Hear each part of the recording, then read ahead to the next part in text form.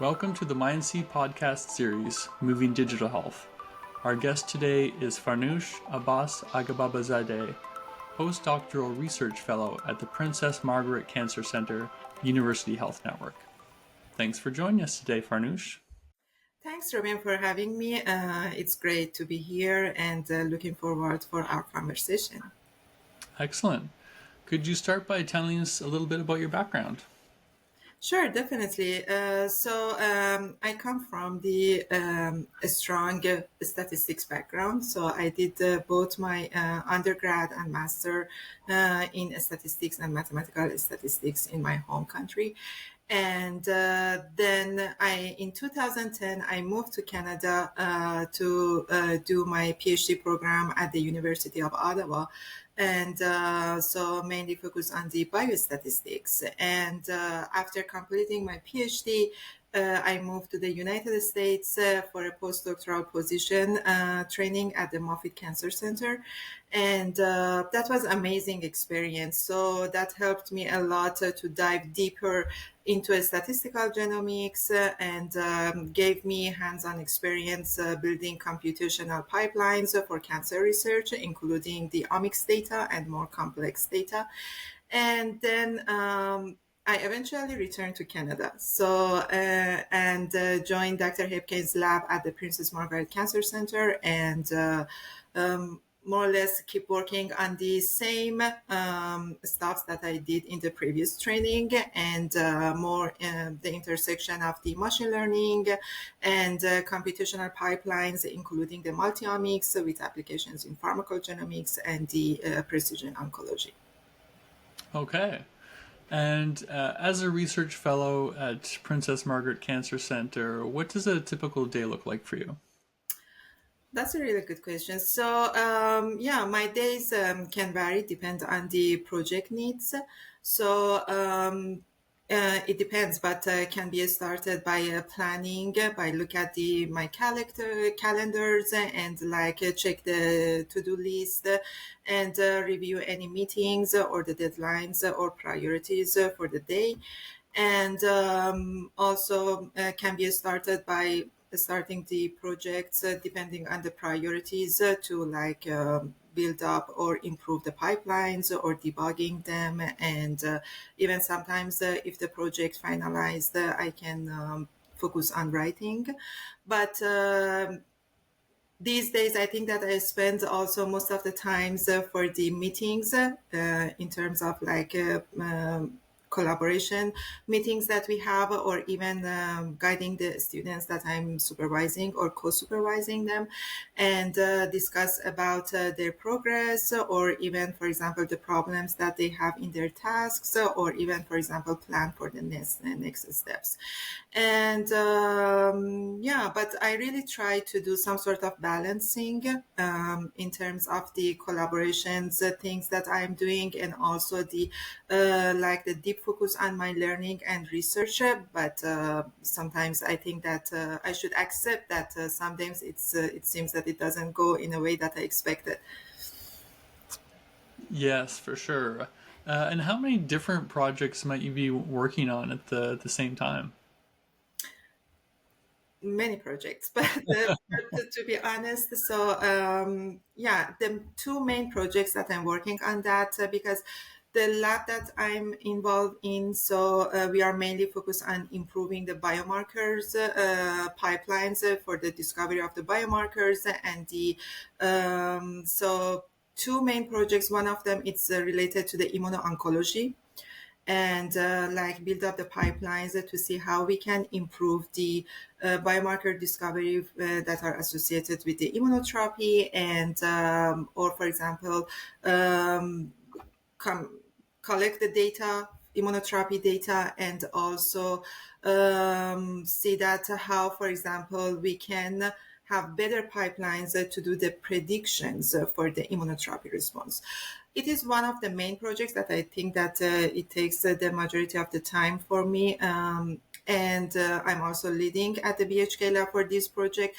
And the other projects that's more associated again with the biomarker discovery, but associated with a rare cancer sarcoma and Hmm. soft tissue sarcoma. That one is also really interesting, and it has its own challenges due to the limitations that we have for the soft tissue sarcoma data in terms of like the cell line data and also for the patient data.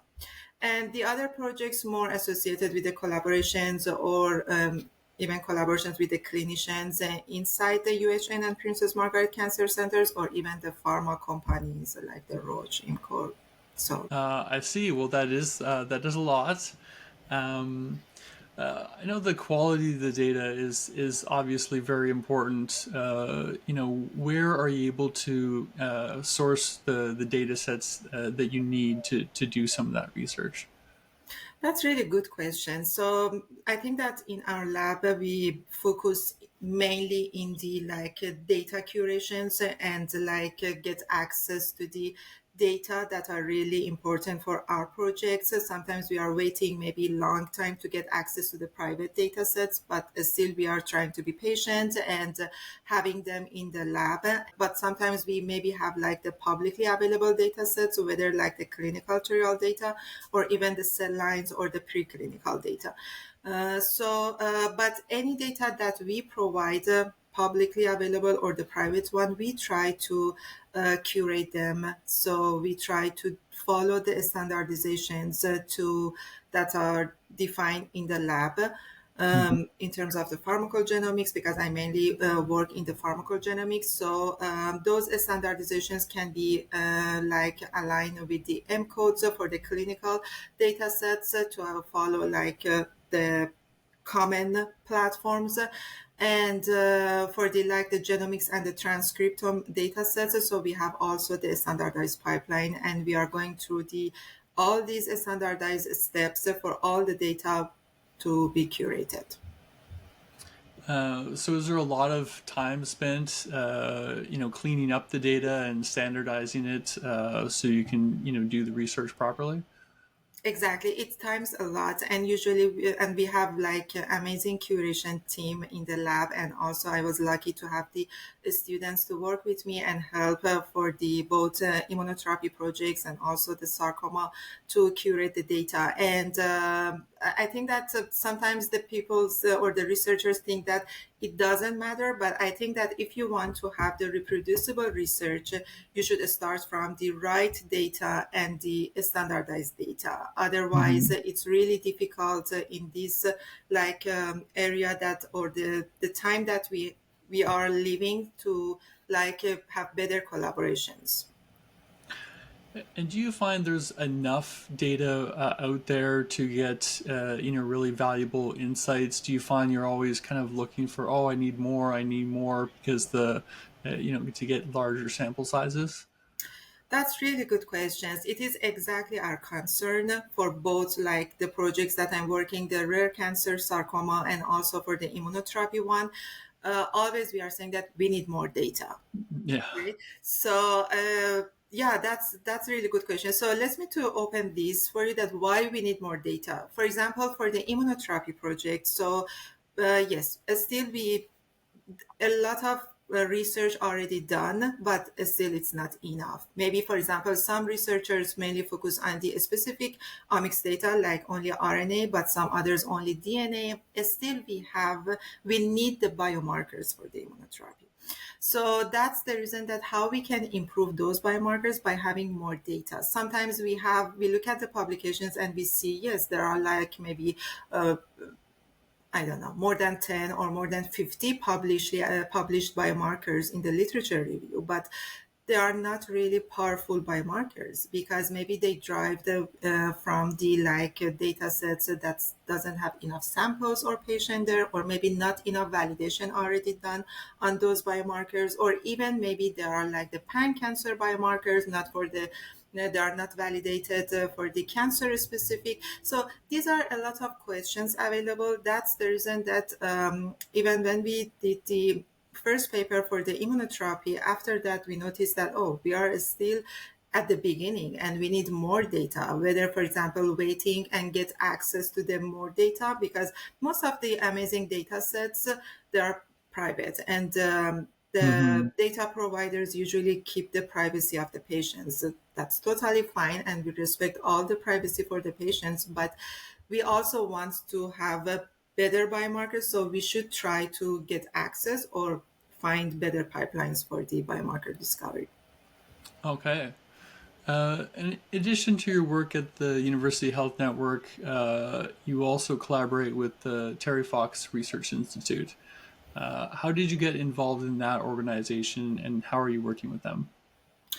Yes, that's right. So in 2023, we were thinking that in terms of having more data, why not to start collaborations with Terry Fox and MOICCN, Marathon of Hope, team and network to get access to the more data that's already provided in Canada across all the provinces. So that's the reason that in 2023 we sent applications and for our projects, immuno-oncology projects, and that application was awarded. And so that was the start of the collaborations with the Terry Fox and MICCN, and we granted to get access to the more relevant data for the immuno-oncology projects to see how we can improve the pipelines and the biomarker pipelines. And so, is some of that related to the recently published article in the Cancer Cell Journal, the Terry Fox Research Institute Marathon of Hope Cancer Centers Network, like you say, MHCCN, and the Pan Canadian Precision Oncology Initiative? Yes, so there's some of them, yes, because this MICCN, it's the national network that was led by the Terry Fox, and that support, for example, the projects that are mainly relevant to the precision oncology, and they also provide the MICCN Gold cohorts that include the I think 15,000 patients. That's a lot, including the clinical genomic and even transcriptomic data set. And also this group can make connections between the scientists, patients, clinicians, across all the provinces, and that's a good connection for even the sharing data between the groups, and even the improving the pipelines by getting access to those groups without moving the data between the institutes or between the provinces. So they also will consider some sort of the federated systems and pipelines for even data, and for sure for the pipelines as well. Okay. Because I know one of the major focuses of Terry Fox Research Institute is their digital health and discovery platform, or DHDP, with federated data sharing. For people who aren't familiar, how would you explain, what that means and why it's important? Sure. So yes, federated data sharing means we can work with data from multiple institutes or multiple cancer centers without sharing the data. So, which means that instead of centralize the data from different locations, so how about we send pipelines or tools to those locations, and they can train the models locally using their data, and also they can have the control on the privacy of their data. So this is because in the traditional way we usually centralize all the data, and in this way, yes, we could have amazing data in-house, let's say at the UHN, but we also had some sort of limitations because sometimes the data providers not sharing the data due to the privacy, or even de-identify the patients, it's not really helpful for them. So that's the reason instead of waiting or get access, so we can improve the pipelines as a federated or the decentralized.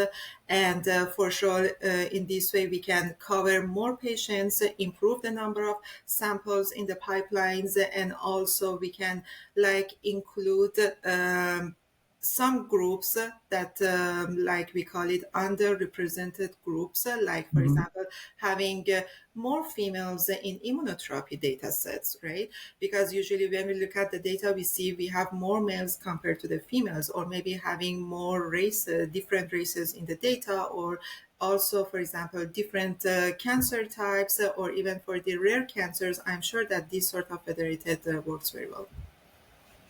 And in terms of standardization, like you mentioned, if you have all these data sets from different sources, and is it a challenge to get them to line up and standardize them?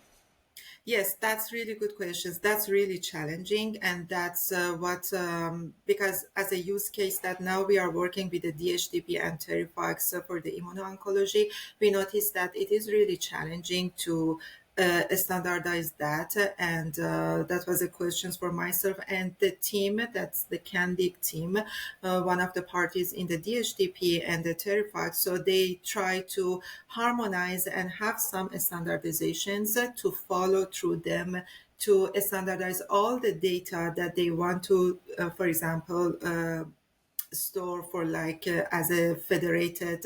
So because otherwise it's impossible, Hmm. right? So any scripts or any computation, also maybe at the beginning when we work on that in the lab as the centralized, so we have like the nice standardized curated data, right?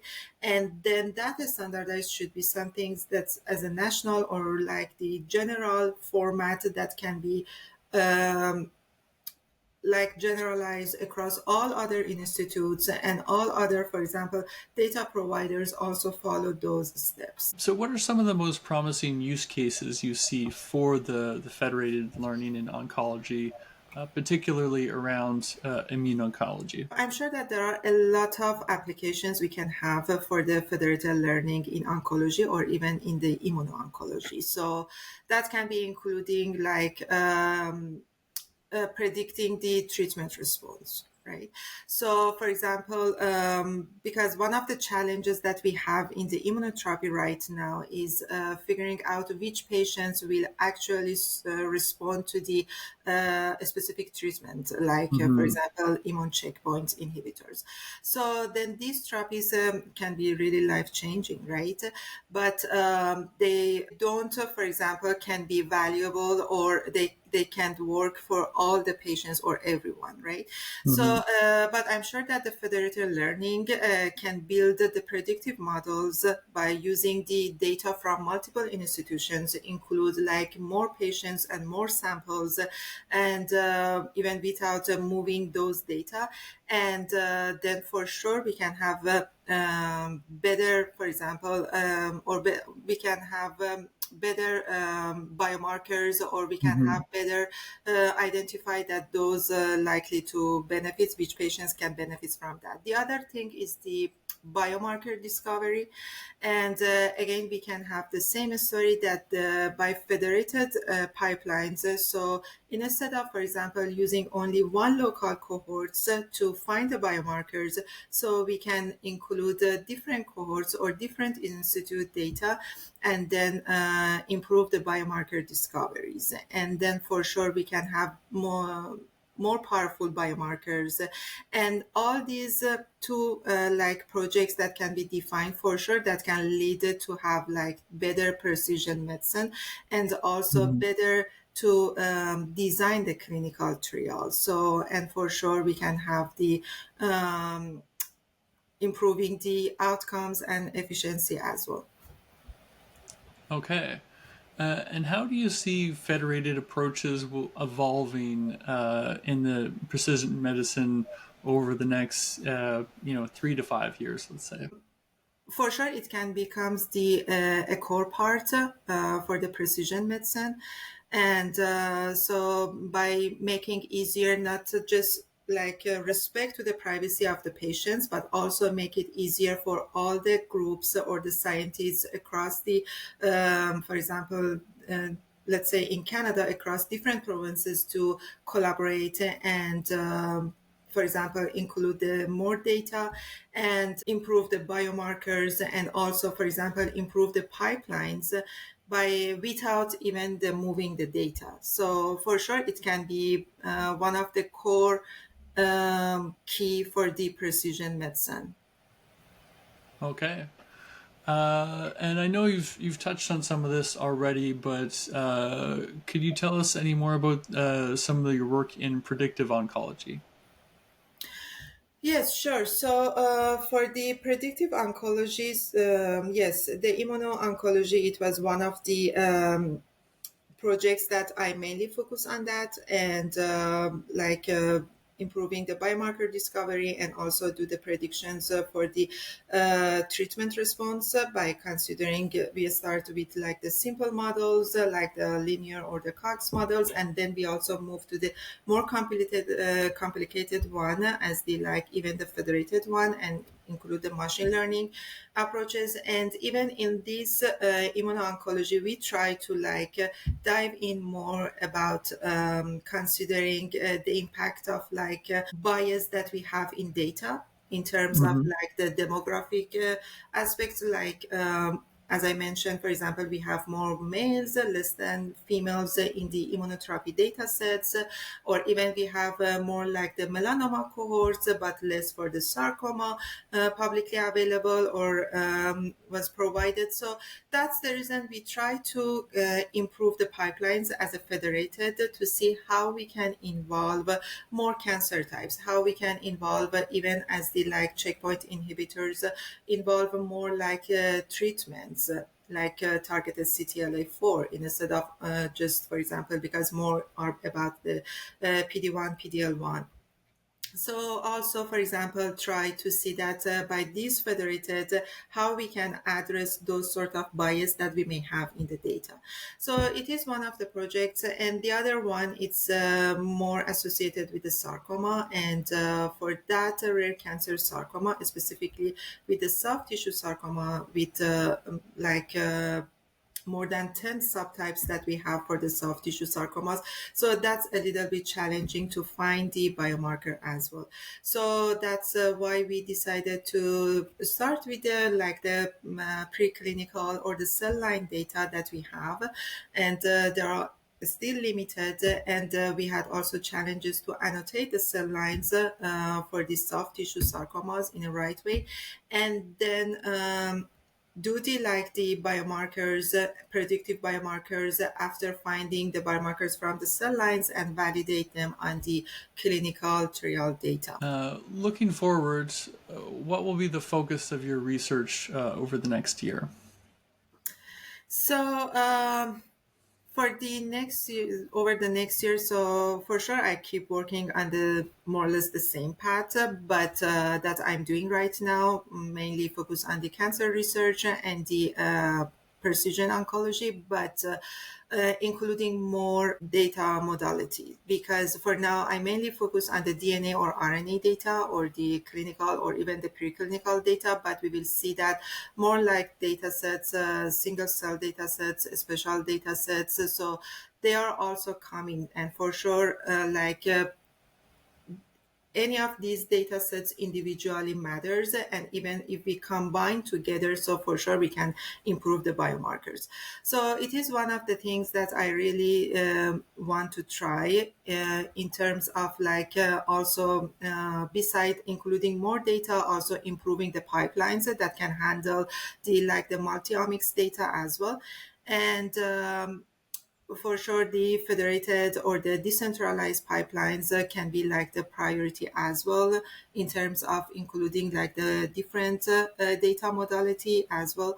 And beside all these things, I'm working in the lab and with a team that we mainly focus on the open science, and that really matters for me as well as a researcher or the computational scientist. Still keep it as the open science and in terms of the data or even the pipelines that we build. Okay. Well, I really appreciate your insights today and all the work and research that you and your team are doing on cancer and improving our understanding and ways to treat this disease.